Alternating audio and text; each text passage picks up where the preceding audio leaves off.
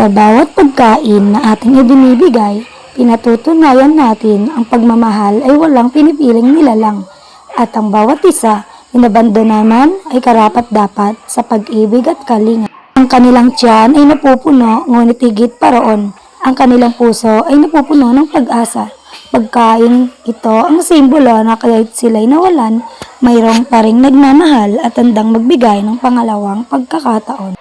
Hindi man sila makapagsilita, ang bawat haplos ng gutom na napawi ay nagiging pahayag ng pasasalamat. Ang ating pagbibigay ay nagiging tinig ng pagmamahal para sa mga inakalang wala nang nagmamahal.